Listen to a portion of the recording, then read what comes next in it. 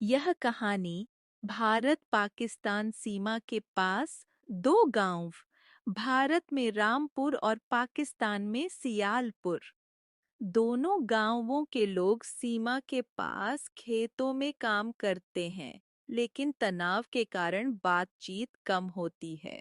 रामपुर में 22 वर्ष का एक लड़का जिसका नाम वीर है, जो एक मेहनती किसान है, वह अपने दोस्त सूरज के साथ खेत में काम कर रहा है। वीर पसीना पोंछते हुए बोलता है। सूरज, ये खेत तो हमारी जान है, पर हर वक्त सैनिकों की नजरें थोड़ा अजीब लगता है। अरे वीर, तू बस काम कर। सीमा के उस पार भी लोग ऐसे ही खेती करते हैं, सब एक जैसे हैं। हाँ, पर कभी उनसे बात हुई नहीं। पता नहीं वो कैसे होंगे। और बॉर्डर के उस पार सियालपुर में भी कुछ किसान काम कर रहे थे। उसमें से एक बहुत ही सुंदर लड़की थी जिसका नाम सायरा था। वो भी अपने भाई के साथ खेत में काम कर रही थी। भाईजान, ये सीमा का तनाव कब खत्म होगा? हर बार लगता है कोई जंग छिड़ जाएगी। सायरा, तू खेतों का ध्यान रख। सीमा की बातें बड़ों पर छोड़ दे। हाँ, पर सोच, अगर दोनों तरफ के लोग मिलजुल जाएं तो कितना अच्छा हो। सीमा के पास एक छोटा सा जंगल है जहां दोनों गांवों के खेत आपस में मिलते हैं। वहां एक बरगद का पेड़ है जो सीमा मुक्त जोन में है, जहां कोई भी आ जा सकता है।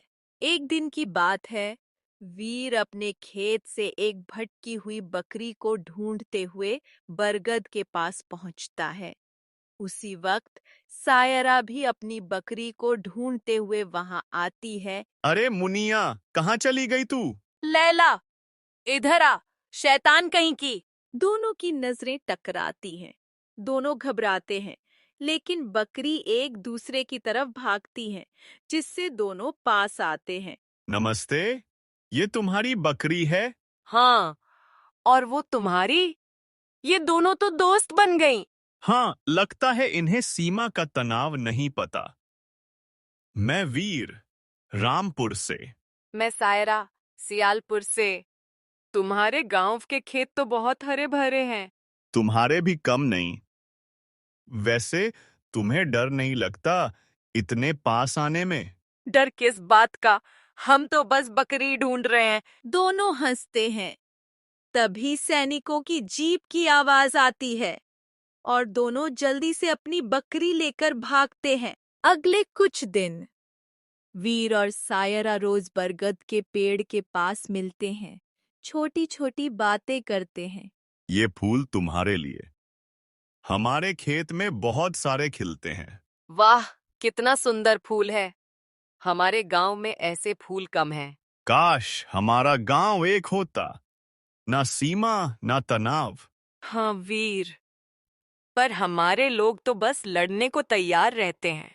पर हम तो मिल रहे हैं ना, शायद हम कुछ बदल सकें। दोनों की बातें गहरी होने लगती हैं। सायरा वीर को अपनी पढ़ाई और सपनों के बारे में बताती है और वीर अपनी खेती और परिवार की बातें शेयर करता है। मैं टीचर बनना चाहती हूँ। बच्चों को पढ़ाना, उन्हें सिखाना कि प्यार नफरत से बड़ा है। वाह सायरा, मैं तो बस खेतों का मालिक हूँ, पर तेरा सपना बहुत बड़ा है। दोनों की मुलाकातें बढ़ती हैं। एक ही समय पर दोनों रोजाना मिलने लगते हैं। उधर सूरज और सायरा का भाई फरहान, दोनों को शक होता है। दोनों सोचते हैं कि अब अपने अपने घर में बताते हैं और दोनों अपने परिवारों को अपने प्यार के बारे में बताते हैं। बाबूजी, मैं एक लड़की से मिला हूँ। वो सियालपुर से है। हम एक दूसरे को बहुत चाहते हैं। क्या? सियालपुर की लड़की? तुझे पता है वो लोग हमारे दुश्मन हैं। ये प्यार व्यार भूल जा। बाबूजी, सायरा वैसी नहीं है। वो और मैं एक नया रास्ता बनाना चाहते हैं।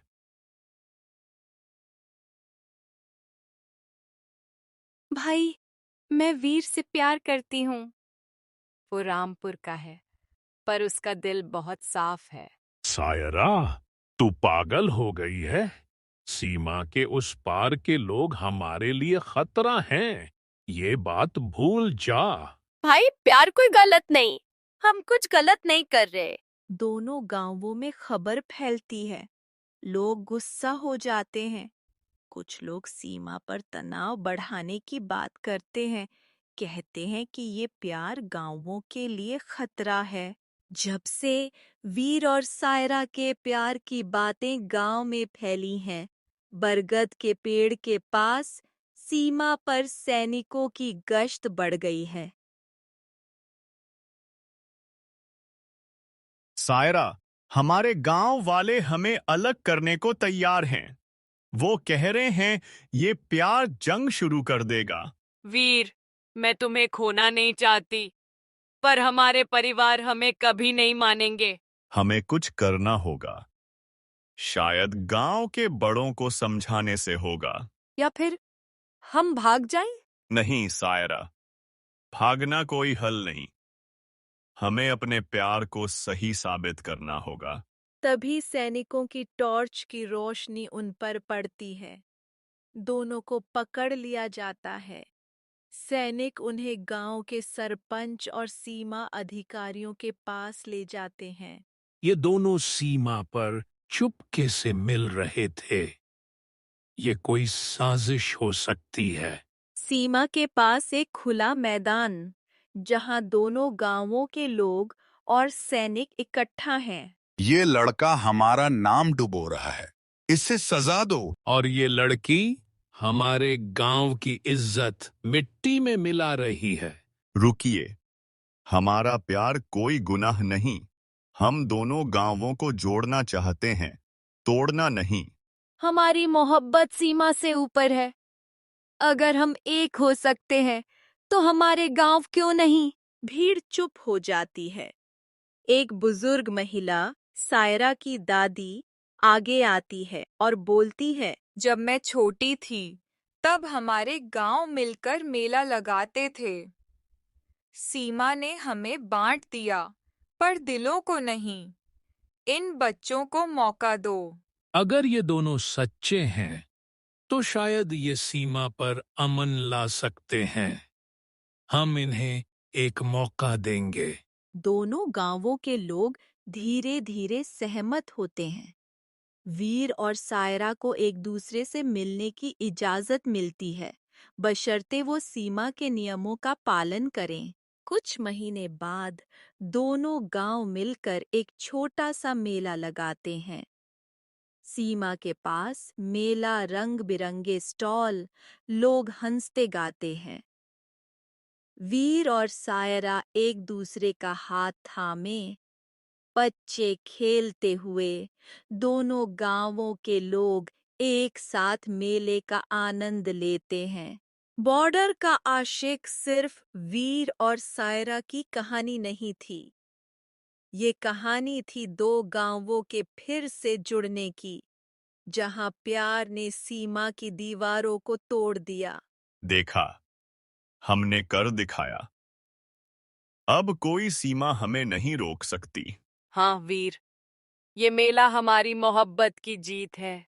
अरे, अब तुम दोनों की शादी कब होगी? जल्दी ही भाई, पर पहले इनके प्यार ने हमें सबक सिखाया। ये बहुत बड़ी बात है। बॉर्डर का आशिक कहानी कैसी लगी? कमेंट करके जरूर बताएं, और ऐसी ही कहानियां के लिए हमारे चैनल को सब्सक्राइब जरूर करें।